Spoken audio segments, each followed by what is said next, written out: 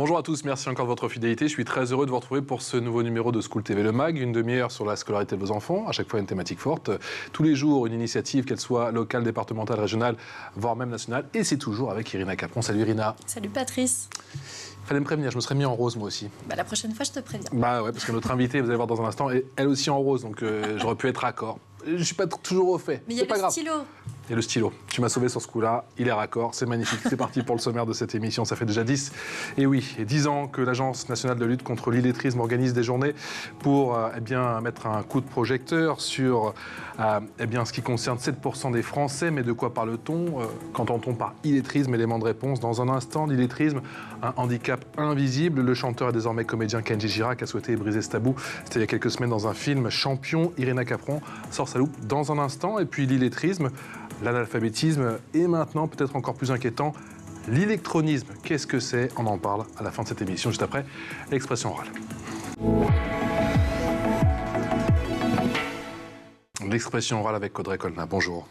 Bonjour. Merci d'avoir accepté notre invitation dans ce nouveau numéro de School TV Le Mag. Vous êtes, je rappelle, coordinatrice de l'Agence nationale de lutte contre l'illettrisme d'Île-de-France. Quelle est votre définition de l'illettrisme? Eh bien, l'illettrisme, c'est tout simplement, à l'âge adulte, être en difficulté avec la lecture, l'écriture et le calcul, quand bien même on a été scolarisé. Et du coup, on connaît des difficultés dans les actes simples de la vie quotidienne. Lire des modes d'emploi, écrire des notes, rédiger des bons de commande, calculer le change, la monnaie qu'on doit rendre au boulanger, par exemple. Tout ça, c'est très compliqué. Ça devient un véritable casse-tête. L'illettrisme déclaré grande cause nationale depuis 2013. Ça fait déjà 10 ans. Est-ce qu'il faut voir le verre à moitié vide ou le verre à moitié plein concernant les résultats? Alors, heureusement, il y a des progressions à chaque fois, notamment lorsqu'on a pu faire les enquêtes de 2004 et 2012. On a vu quand même qu'il y avait une réduction de l'illettrisme en France. Pour autant, c'est vrai qu'il reste encore beaucoup à faire, aussi bien avec les acteurs de la société civile que dans le monde des entreprises. 7%, le chiffre est terrible, effectivement. 7% des personnes âgées, et vous en parlez de 18 à 65 ans, qui ont été scolarisées en France, effectivement, souffrent d'illettrisme. Et on va écouter un témoignage, le témoignage d'un jeune qui s'appelle Christopher. J'ai eu des difficultés en étant plus jeune, donc des difficultés d'apprentissage. J'y allais toujours à reculons au collège, alors que maintenant j'y vais plus en allant en levant la tête et en me disant que je vais passer une bonne journée et que je vais apprendre des choses, quoi. Au début, j'étais très timide et puis maintenant, je parle à tout le monde, je prends connaissance avec tout le monde et je sais que ça se passe au mieux, quoi. Je vais plus vers les personnes et ma timidité, c'est à moitié effacée. Mon projet professionnel, oui, c'est dans la vente, dans l'animalerie, parce que j'aime bien les animaux. Voilà. Alors, on l'aura compris, effectivement, Audrey, l'illettrisme pose d'énormes problèmes en termes de communication. Ce que fait Christopher qui se met à nu, qui se livre, c'est tout simplement fantastique. Ça a l'air de rien comme ça, mais c'est gros.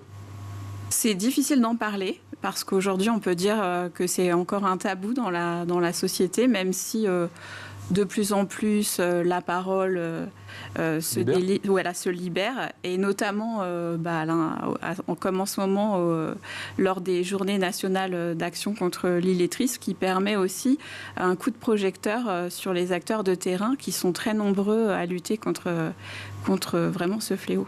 Quels sont les types d'actions qui sont menées justement un petit peu partout sur le territoire en France, et est-ce qu'il y a une action en particulier à laquelle vous pensez qui est assez efficace pour mettre en lumière justement l'état d'illettrisme? Alors, il y en a beaucoup, puisqu'actuellement, il y a un peu plus de 1200 actions, donc du 8 au 15 septembre, partout en France, y compris dans les territoires ultramarins. Ouais. C'est important de le souligner, parce que ces territoires sont plus touchés que la métropole. Mais on a vraiment des actions qui sont ouvertes à tout public, déjà pour pouvoir justement en parler, et puis des actions à l'interne, notamment dans les entreprises ou des grands réseaux associatifs en France qui ont choisi de faire un focus sur l'illettrisme pendant ces journées. Comment on repère justement ces personnes qui souffrent d'illettrisme? Comment on les repère? Est-ce que les managers dans les différents métiers les savent au final? Et comment il faut leur tendre la main? Est-ce qu'il y a des mots à trouver? Comment on fait? J'imagine que c'est assez délicat, puisque effectivement, vous l'avez dit, c'est tabou et certaines personnes ont honte de leur illettrisme. Alors c'est une très bonne question et c'est vrai que c'est le premier pas vers la libération que de savoir repérer ces difficultés. Il y a quand même beaucoup de personnes qui en parlent quand elles trouvent une personne de confiance, comme on peut le voir notamment dans la campagne des GNAI de cette année où on voit qu'il y a des duos qui permettent avec une personne à qui on en parle d'aller au-delà de ces difficultés. En entreprise, il reste encore beaucoup à faire parce que c'est un domaine, bien sûr, où la personne va cacher le plus possible ses difficultés. Et pourtant, 51% des personnes en situation d'illettrisme en France sont en emploi. C'est l'autre chiffre important. Il y avait les 7% effectivement de ces personnes qui ont été scolarisées en France qui souffrent d'illettrisme. Et l'autre chiffre, c'est celui-ci. Et oui. 51%. Oui, des personnes en situation d'illettrisme en France travaillent un petit peu partout dans différents domaines d'activité. Et ce qui est important à savoir, c'est que tous les domaines d'activité sont touchés. Donc on a tous des personnes en fait en situation d'illettrisme autour de nous, parfois même sans le savoir, puisqu'elles parlent parfaitement le français. Et elles sont capables de donner le change. Et elles sont capables de donner le change avec, j'imagine, toujours des phrases qui reviennent avec récurrence sur, là, si on n'arrive pas à lire, on va dire quoi, qu'on a peut-être oublié ses lunettes ou qu'on a mal à la tête. C'est comme ça, peut-être qu'on peut reconnaître ou que ça peut effectivement nous mettre la puce à l'oreille pour pouvoir, pourquoi pas, tendre la main à cette personne. Oui, alors les petits indicateurs dont vous parlez, mais il y a plein de stratégies de contournement qui sont échafaudées. Oui, il y a une certaine forme d'intelligence, j'ai quand même l'impression, pour cacher son handicap ça invisible. Peut être extrêmement sophistiqué. Il y a parfois des personnes qui s'aperçoivent au bout de plusieurs années que leurs collègues de travail étaient en situation d'illettrisme. Ouais. J'en ai rencontré à plusieurs reprises et ça les touche énormément quand elles l'apprennent. Est-ce que l'on est parfois aussi amené à cacher son illettrisme à sa compagne, à son compagnon? Ça peut aller jusque-là? Tout à fait. Wow. Oui, ça m'arrive régulièrement de rencontrer des personnes qui n'en avaient même pas parlé à leur compagnon. Et ça peut être très compliqué. À son entourage aussi, on essaye de le cacher parce qu'on a honte. Après, quand on a trouvé la bonne personne pour pouvoir échanger, je pense que déjà les verrous commencent un petit peu à se défaire. Est-ce qu'il y a eu un changement d'état d'esprit? Est-ce que les choses commencent à bouger en l'espace de 10 ans? Ça fait 10 ans, donc j'imagine que vous auriez souhaité que 2 ou 3 anniversaires et pas, on est déjà au 10e malheureusement. Vous avez le sentiment que les choses commencent à bouger, que les langues se délissent, on l'a dit effectivement, mais on a quand même le sentiment que parfois ce fléau, moi j'appelle ça un véritable fléau, n'intéresse pas parce qu'on n'y croit pas. Est-ce que c'est aussi votre sentiment? On n'y croit pas justement à ce qu'il y ait autant de personnes qui n'arrivent pas peut-être à calculer la monnaie, à rendre à son boulanger ou à lire telle ou telle note? Alors ça, c'est tout à fait vrai. Je rencontre tous les jours des personnes qui sont complètement hébétées par ces chiffres. Et en même temps, en réfléchissant, toutes connaissent quelqu'un dans leur entourage qui est touché ou qui a été touché par l'illettrisme. Donc finalement, quand on en parle, ça fait écho à un vécu. Donc, et pour répondre à votre première question sur l'évolution, oui, on a quand même le sentiment que ça a bien avancé sur ces 10 dernières années, la prise de conscience, notamment dans le monde du travail. Ouais. Chaque année, on a de plus en plus d'acteurs aussi qui s'investissent dans les journées nationales d'action contre l'illettrisme. Là, on est à plus de 1200 événements. L'année dernière, on avait dépassé le millier. Il y a 10 ans, c'était combien ? Il y avait à peine une centaine d'événements. Mais bravo à vous, franchement. Pour ces journées d'action, en l'espace de 10 ans, vous avez fait x10. Oui, c'est ça. Après, c'est vraiment les acteurs qui se sont emparés des sujets, en fait. C'est ça qui est important. Parce que nous, qu'on en parle, c'est une chose, mais que les acteurs sur le terrain aient conscience de ces besoins. Pour en parler. C'est une autre marche. On va parler effectivement des acteurs de terrain dans le Nord dans un instant, avec notamment un chanteur illustre qui effectivement a pris effectivement le problème oral-corps et qui a décidé de briser le tabou dans un instant. Mais j'ai une question sur le monde du travail, on en a beaucoup parlé, également sur le suivi des enfants. J'imagine qu'il doit être très compliqué quand on a des enfants et qu'on souffre d'illettrisme. Comment on fait avec ces enfants ? Alors, ça, c'est une bonne question aussi, parce que c'est souvent aussi la raison pour laquelle les personnes qui sont en situation d'illettrisme acceptent de pousser la porte d'une association ou d'une structure pour les aider. C'est un élément déclencheur très important, la parentalité. À partir du moment où on voit que les enfants grandissent, qu'ils vont avoir besoin de nous, ça peut être une souffrance. Commence à faire l'étape de multiplication, après toutes les soustractions, les additions, la multiplication, tu dis voilà. Ça peut être un stimulus pour permettre de pousser la porte et de demander de l'aide à quelqu'un avec le numéro vert qu'on peut rappeler, le 0800 11 10 35. 0800 11 10 35, et je sais que tu vas le rappeler dans ta chronique, qui arrive tout de suite. C'est parti pour la loupe d'Irina. Irina qui adore les chanteurs et qui nous parle de Kenji. Oui. Pourquoi ? J'adore en plus. Je sais, moi aussi. Le chanteur a lancé la 10e édition des Journées nationales de lutte contre l'illettrisme, donc le 8 septembre, à l'hôtel de ville de Calais. Donc il a pu échanger avec des jeunes et des adultes de structures sociales et d'aide à l'emploi de la ville. Et à l'occasion, le film Champion avec Kenji a été diffusé. Le chanteur y interprète un menuisier à qui l'illettrisme pose des problèmes au quotidien, jusqu'à ce qu'il trouve le courage d'en parler à ses proches. Pourquoi cette cause lui tient particulièrement à cœur ? Parce que dans le film, il raconte un peu son histoire personnelle. Un fils de gitan, le chanteur a beaucoup changé d'école lorsqu'il était petit, et il s'est rendu compte qu'il avait certaines difficultés. Il s'est donc senti très proche de son personnage. Regardez, il en parle. Moi aussi, comme Zach, j'ai eu des moments de ma vie où j'ai ressenti cette honte. Ça remonte il y a 7 ans, je pense. C'était la première fois où je devais signer mon contrat d'artiste. Et là, il fallait que je sous-signe Kenji et tout ça. Et je me souviens avoir eu l'impression d'écrire un livre entier pour moi, parce que j'avais plein de gens qui me regardaient, je me sentais stressé. Peur de faire des fautes d'orthographe, que ça soit aussi même pour les autographes, quand j'en fais, parfois j'avais très peur de louper, donc une lettre, de faire une faute d'orthographe, donc je me sentais mal à l'aise, j'avoue. Et bien sûr, c'est un combat que j'ai pu surmonter en me concentrant sur vouloir apprendre. C'est ce qui m'a fait traverser ce petit problème. Suivi par plus de 2,5 millions de followers, le chanteur dispose d'une belle communauté sur les réseaux sociaux. Donc il sait que son combat peut toucher un maximum de personnes. Pour lui, il faut briser ce tabou et oser demander de l'aide à n'importe quel âge. Regardez. Je veux dire aux jeunes que peu importe son parcours, son enfance, ses faiblesses, rien n'est figé dans la vie.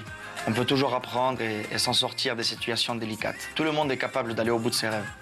Soyons tous soudés et aidons les personnes qui ont des faiblesses et qui sont dans le besoin. Et les amis, n'oubliez pas, abandonner, c'est mourir, et apprendre, c'est vivre. Et à la fin du film, la diffusion du numéro vert a été suivie par de nombreux appels. Je le répète encore une fois, le numéro vert, c'est le 0800 11 10 35. Et d'autres personnalités comme la comédienne Julie Gaillet, Pénélope Cruz, Julia Roberts ou encore l'actrice Isabelle Rossellini sont engagées contre l'illettrisme. Quels sont les chiffres concernant justement l'illettrisme dans le Nord-Pas-de-Calais ? Eh bien, l'illettrisme touche une personne sur 10 qui a été scolarisée, contre près de 15% en 2004. Donc le chiffre est en baisse. Mais il s'agit de la région la plus touchée de France. Calais a donc fait de la lutte contre l'illettrisme l'une de ses priorités, et plusieurs animations avec notamment des ateliers ludiques et des temps d'échange sont prévus dans les quartiers jusqu'à jeudi dans la ville. Une personne sur 10, merci beaucoup Irina. Effectivement, dans le Nord-Pas-de-Calais, ce sont des petites victoires, des grandes victoires même, effectivement. Oui, on avance. Ah oui, c'est une grande victoire. Ça part ? Ouais. Ouais, à chaque fois qu'une personne en fait franchit la porte d'une structure de terrain et veut apprendre, c'est sa vie qui va changer. Donc c'est une grande victoire. Ils sont terribles les mots de Kenji, je les trouve très touchants, très forts, très impactants. Quand j'étais petit, j'avais peur du stylo et de la feuille. Oui, c'est l'angoisse. Tu te dis waouh. Ouais, et ça, on entend beaucoup des personnes qui poussent la porte effectivement de. Ah oui, la plupart ont eu une enfance difficile. Beaucoup nous disent qu'ils sont fâchés avec l'école jusqu'à l'âge adulte, puisque si après ils acceptent d'être accompagnés, on va tout faire pour changer en tout cas cette appréhension. Mais oui, c'est le traumatisme. Il y a toujours eu quelque part une difficulté dans les petites années qui ont fait que plus tard, on a du mal à accrocher avec la lecture, l'écriture et le calcul aussi. comme vous le disiez tout à l'heure avec la monnaie, c'est aussi des personnes qui ont beaucoup de mal à gérer leur budget familial. Les célébrités, c'est un levier important. On a vu le combat, effectivement, le Kenji Girac qui brise ce tabou. J'imagine que les célébrités, avec l'apport des réseaux sociaux aujourd'hui, qu'on peut avoir un impact fort justement sur ces questions. C'est très important, notamment pour les jeunes qui ont beaucoup de mal à parler de ces difficultés. Et à chaque fois qu'on a un film comme Champion qui est diffusé, derrière, on a plein de personnes qui se reconnaissent, qui se disent « je ne suis pas seule face à cette difficulté, donc moi aussi je peux m'en sortir ». Comment trouver les mots, justement, puisque ces personnes appellent, je le rappelle, le 0811 10 35, comment trouver les mots pour bien, les rassurer tout d'abord, leur faire prendre confiance, oui, et leur faire prendre conscience, effectivement, de leur illettrisme? Alors déjà, les personnes de l'entourage, quand elles ont donc la révélation de ces difficultés, il faut avoir beaucoup d'écoute et de bienveillance. Après, c'est compliqué de redonner confiance? Ça prend du temps. Après, c'est pas forcément compliqué parce que si la personne a d'elle-même demandé de l'aide, le plus gros a été fait en réalité. Ouais. Donc après, les progrès peuvent venir assez rapidement. Quels sont les signaux faibles, si je puis dire? Comment repérer ces personnes? On a dit que parfois il y avait des petites phrases. Que dire peut-être aux différents managers? Parce qu'on a dit qu'il y a beaucoup à faire encore dans le domaine du travail. Est-ce qu'il y a des petites choses à repérer? Qu'est-ce qui peut nous mettre la puce à l'oreille? Alors dans le milieu du travail, beaucoup de choses. Par exemple, un collaborateur qui va s'appuyer sur ses collègues pour remplir des documents ou faire des demandes, écrire un mail. Des collaborateurs qui systématiquement refusent de partir en formation ou font tout pour ne pas y aller. Ça peut être vraiment un indicateur. On parlait aussi tout à l'heure des lunettes, du fait aussi de... L'excuse des lunettes, désolé, je vois flou. Aujourd'hui, j'ai pas pris mes lunettes. Ouais. C'est vrai que s'ils te font 10 fois, 15 fois, il y a peut-être une chance. Ou j'ai mal au bras. Si j'écris trop mal, de toute façon, vous n'arriverez pas à me relire. Tout ça peut être des indicateurs au quotidien. On a écouté Christopher, effectivement, tout à l'heure, qui s'est livré. Christopher, 22 ans. Il se livre une nouvelle fois. Écoutez, extrait. Fierté. Fierté. C'est ce que je suis en train de vivre à l'instant même, ou même pendant les photos. C'est de me montrer... me dire que je suis 100% avec la lutte contre l'illettrisme. C'est ça ma fierté pour l'instant, c'est ça. Beaucoup d'émerveillement sur soi-même. Donc champion. C'est quand tu as réussi à combattre cette différence justement et que tu te dis j'ai enfin gagné. Moi champion, non, ça évoque la réussite et la réussite de la lutte contre l'illettrisme, quoi. Confiance. La confiance, c'est ce que je suis en train de faire là. Je me suis mis en confiance. Il faut faire surtout confiance aux gens qu'on apprécie énormément. Et la confiance en soi, c'est toujours d'aller de l'avant. Et comme je l'ai dit sur une photo à moi que j'ai postée sur les réseaux sociaux, c'est ne rien lâcher, toujours persévérer. Ouais, la confiance en soi, décidément, j'ai l'impression que c'est le fil conducteur, c'est le maître mot concernant l'illettrisme. Quand on combat l'illettrisme, est-ce qu'on redécouvre la puissance des mots? Oui, on peut dire effectivement, en tout cas, qu'on va accéder plus facilement au monde qui nous entoure en reprenant confiance en soi, en reprenant vraiment le chemin des écrits. Et puis aussi, c'est des personnes qui pensaient au départ que ça leur était totalement impossible, qu'ils n'y arriveraient jamais. Donc forcément, quand elles découvrent pas à pas ce chemin-là, c'est vraiment une reconstruction extrêmement valorisante. Irina. Oui, Audrey, lorsqu'on a libéré la parole, et en milieu d'entreprise, est-ce qu'il est important, lors d'un entretien, d'en parler, de dire qu'on est illettré, ou est-ce qu'il faut le mettre même dans son CV ? Alors, c'est très difficile d'en parler, surtout quand on postule. Et en entreprise, je pense que le mot illettré ne doit pas être prononcé parce qu'on essaye de se montrer sous son meilleur jour. C'est encore des préjugés ? Ah oui, complètement, oui, bien sûr. Oui, c'est un mot qui a une connotation extrêmement négative en France, qui rime souvent avec incompétence, ce qui est complètement faux d'ailleurs, puisque ces personnes ont beaucoup de compétences et sont souvent de très bons professionnels, mais voilà, il leur manque simplement cette compétence-là. Donc par contre, effectivement, l'entretien professionnel ou l'entretien annuel est un bon moment pour en parler avec une personne, parce qu'on est dans l'intimité, on est en face à face et il n'y a pas la peur du regard de l'autre. Ceci dit, je pense que c'est difficile pour les managers s'ils ne sont pas acculturés à la question d'aborder ces sujets. Souvent, ils ont très peur d'en parler. C'est peut-être même plus facile pour la personne concernée de dire « Ouh là là, j'ai peut-être besoin d'une petite formation, mais il faut que ça vienne d'elle ». Et d'ailleurs, en entreprise, il faudrait des formations continues tout au long de la vie, peut-être pour parer à ce problème? Alors oui, il existe plein de formations, aussi bien pour les demandeurs d'emploi que pour les salariés. Il y a des organismes de formation qui vraiment élaborent des programmes sur mesure pour ces personnes. Et nous, à l'Agence nationale de lutte contre l'illettrisme, on a des outils aussi pour aider les entreprises à monter en compétence sur ces sujets et à élaborer justement des plans de formation qui correspondent aux besoins de leurs salariés. Est-ce qu'il y a aussi une méconnaissance du grand public, effectivement, sur la différence entre l'illettrisme et les analphabètes?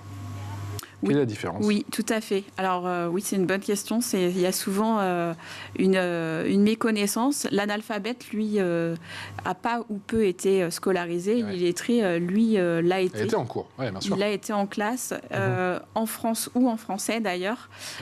Donc c'est des personnes qui vont tout à fait bien échanger avec nous. Donc à l'oral, ça ne se voit pas. Il y a un nouveau terme qui est apparu il y a quelques mois, quelques années maintenant, dont on entendait très peu parler, c'est l'électronisme. Est-ce que vous pouvez nous dire ce que c'est et surtout nous donner les chiffres, peut-être faire un petit état des lieux. Je vais y arriver. Est-ce que vous pouvez nous donner, s'il vous plaît, les chiffres et peut-être nous faire un petit état des lieux, et on va voir que c'est pas très réjouissant. L'électronisme, en fait, désigne l'incapacité à utiliser les outils numériques pareil dans la vie quotidienne, dans leur ensemble. On a 13 millions de Français qui seraient en situation d'électronisme. 13 millions de Français qui sont incapables d'aller sur Internet, concrètement? Ou qui n'y vont pas. C'est vraiment, ça peut être un choix aussi, une peur de ces outils. D'accord. Néanmoins, dans ces 13 millions de Français, on a quand même 2,5 millions de personnes qui cumulent les deux difficultés. Donc illettrisme et électronisme. Et donc c'est notre mission à l'agence que de lutter contre le double illettrisme. Donc les personnes qui ont à la fois des difficultés en lecture, écriture, calcul et aussi avec le numérique, parce que le numérique maintenant est partout dans nos vies. Le compte professionnel de formation, le CPF, il est digitalisé maintenant. Comment ils font ces gens? Alors, ils doivent opter pour une formation, c'est compliqué? C'est compliqué, il faut se faire accompagner, mais au-delà de ça, toutes les démarches administratives maintenant quasiment sont dématérialisées et 75% des emplois aujourd'hui nécessitent l'usage du numérique et cette proportion ne cesse d'augmenter. Est-ce qu'EVA est un outil déterminant justement dans cette lutte contre l'illettrisme? Qu'est-ce qu'EVA? Alors EVA, c'est en fait une plateforme d'évaluation des compétences transversales qui permet justement de voir si la personne que l'on reçoit dans le cadre de l'insertion, de l'emploi, est en difficulté avec ses compétences. Ça permet du coup de bien préparer son parcours, de savoir où l'orienter et si cette personne peut rentrer directement dans une formation ou si elle a besoin d'un SAS. Donc c'est Pôle emploi qui utilise cet outil. Qui utilise cet outil, Eva? Alors on a plein d'acteurs qui utilisent cet outil. Effectivement, Pôle emploi l'utilise de plus en plus dans les agences. On a aussi beaucoup les missions locales, certains CFA aussi qui utilisent cet outil pour voir un petit peu où en sont les jeunes quand ils arrivent et s'ils ont besoin d'un renforcement des compétences de base. Et du coup, ça passe mieux en passant par EVA, si je puis dire. On ne se dit pas qu'on va dépister notre illettrisme? Non, c'est pas l'idée. Vraiment, l'idée, c'est pas vendu de comme voir... ça, en tout cas. Non. Vraiment, c'est de voir quelles sont les compétences à l'œuvre et les qualités de la personne. Et puis, c'est sous forme de jeu. Donc, ce qui permet pour toutes les personnes qui sont fâchées avec les tests, et on sait que les personnes en situation d'illettrisme sont fâchées avec cette approche, ça permet vraiment, tout en jouant, d'évaluer les capacités de la personne. L'illettrisme, c'est intergénérationnel. C'est ça qui est terrible au final. Oui. Est-ce qu'il peut aussi rapprocher effectivement toutes ces personnes qui sont Oui, ceci dit, on sait que 50% des personnes en situation d'illettrisme en France ont plus de 45 ans. Donc, forcément, avec l'âge... Est-ce que c'est important aussi de sensibiliser les plus jeunes? Est-ce que vous faites de la prévention, par exemple, dans les établissements scolaires? Alors la prévention, oui, on en fait, plutôt avec les associations. On travaille en lien plutôt avec l'éducation nationale sur ces aspects-là. Et c'est pareil, donc l'éducation nationale a beaucoup travaillé sur ces sujets, travaille de plus en plus. Il y a même des enquêtes qui sont réalisées au niveau de l'éducation nationale, ce qui n'existait pas il y a quelques années. Donc on en parle, les langues se délient, ça c'est une très bonne chose. Quel est votre souhait? Quels sont vos objectifs pour les 5 prochaines journées d'action, pour les 5 prochaines années? Vous êtes fixé des objectifs? Est-ce qu'on peut souhaiter qu'elle n'existe plus, comme vous le disiez tout à l'heure? Dans l'espace de 5 ans, ce serait bien? Ouais. Je ne pense pas. Je suis d'autant plus inquiet qu'on vient d'évoquer l'électronisme, et c'est vrai que ça va peut-être un petit peu plus compliquer l'équation, compliquer la donne, quoi. Oui, alors ce qu'on peut souhaiter, c'est qu'il y ait de plus en plus d'acteurs investis. On peut dire aussi, voilà, donc les acteurs de terrain aussi, vraiment des structures, des organismes de formation, des centres sociaux, etc., pour monter en compétence sur ces sujets. Des collectivités territoriales aussi, à l'image de Calais, qui a fait un super programme cette année. Voilà, j'espère qu'il y aura d'autres villes qui pourront s'emparer de ces sujets, et notamment en Île-de-France, parce que moi je suis chargée de mission Île-de-France. J'allais y venir. Quel est le programme en Île-de-France? Alors en Île-de-France, on a un peu plus d'une centaine d'événements organisés essentiellement par des réseaux associatifs, mais aussi des acteurs de terrain. On a pas mal de projections débats, voilà, comme autour du film Champion, mais pas que. Il y en a plusieurs qui sont sortis cette année, donc ça permet de donner un écho tout à fait différent. Et aussi, ça permet d'échanger avec des personnes qui sont en situation d'illettrisme et qui n'osaient pas le dire. Donc ça, c'est très important. Et à quoi ressemblent les cours? Est-ce que ça peut être sous une forme, somme toute, ludique, ou comment ça se passe justement? Est-ce qu'on dédramatise? Comment? Oui, je ne sais pas si on peut appeler ça des cours de fait. Non, c'est plutôt une approche tout à fait ludique et complètement différente de ce qu'on peut faire à l'école. Parce que ce sont les gens qui, à la base, n'accrochaient pas trop avec les cours, j'imagine. Exactement. Et ça peut ressembler à quoi? Vous avez des exemples en tête? Oui, ça peut ressembler par exemple à des ateliers où on va travailler autour par exemple de la culture pour accéder à la lecture et l'écriture, parce que c'est des personnes aussi qui manquent de culture générale du fait de manque de confiance en elles. Ça peut être des accompagnements en face à face aussi, avec des bénévoles ou dans des organismes de formation, avec vraiment des approches complètement ludiques, ou selon aussi la méthode duplex que nous on a mise au point à l'agence, qui permet dès le début des apprentissages d'associer l'usage du numérique. Donc ça, c'est assez intéressant et c'est en plein déploiement. Ça consiste en quoi, la méthode duplex? En fait, au lieu de dire à une personne allez apprendre à lire et à écrire et on vous mettra ensuite sur un ordinateur, on va utiliser les outils numériques pour rentrer dans les apprentissages, parce que sinon on s'aperçoit qu'on les démotive. Les personnes poussent la porte des structures en disant moi ce que je veux c'est aller naviguer sur Internet ou télécharger les photos de mes petits-enfants. Donc si on leur met l'obligation d'abord de rentrer dans une formation plus classique, on va les perdre en fait. On va les perdre totalement. Ce sont plutôt des jeunes qui poussent votre porte, ou ce sont des personnes plus seniors? Il y a tous les âges. Il y a tous les âges.